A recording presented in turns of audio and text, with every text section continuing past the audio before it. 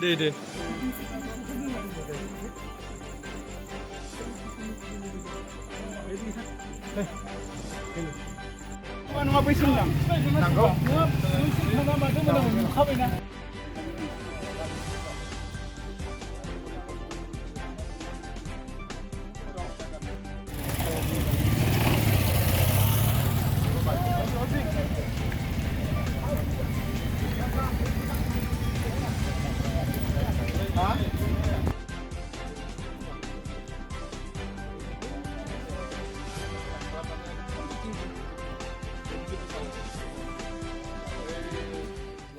জৰাত যিটো চিন্দ্ৰীনালা বুলি নদী এটা সৃষ্টি হৈছে, সৰু নদী আছিলে, এতিয়া ওচৰতে ৰায়মনা নেশ্যনেল পাৰ্কো আছে। সেইটো প্ৰায় 4-5টা বছৰ এনেকেই খহনীয়াৰ সৃষ্টি কৰিছে আৰু বান বিধ্বস্ত এৰিয়া এনেকৈ মানে প্ৰায় 10খনমান গাঁও, য'ত মানে 7,000-ৰ পৰা 10,000 মান মানে যিটো জনসংখ্যা তাত এফেক্টেড হোৱা বুলি মই আজি জানিবলৈ পাইছোঁ।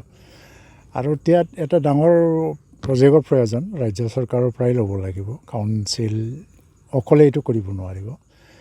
সেইটো ৰাজ্যৰ অনুৰোধ মৰ্মে আৰু আমাৰ বিধায়ক জিৰণ বসুমতাৰী ডাঙৰীয়া মোক কেইদিনমান আগত কৈছিলে এইটো অলপ যদি কোকৰাঝাৰত আহে এইটো চাই যাব লাগে। মই আজি চাই যাবৰ কাৰণে আহিছোঁ, দেখিছোঁ মই আজি বহুতখিনি গাঁও এটা ভাবুকিত আছে। আৰু বাৰিষাৰ কাল সময় বেছিদিন নাই যদিও ছেকেণ্ড ৱেভ অফ যিটো ফ্লাড, যিটো লোৱাৰ আছামত এতিয়াও হোৱা নাই।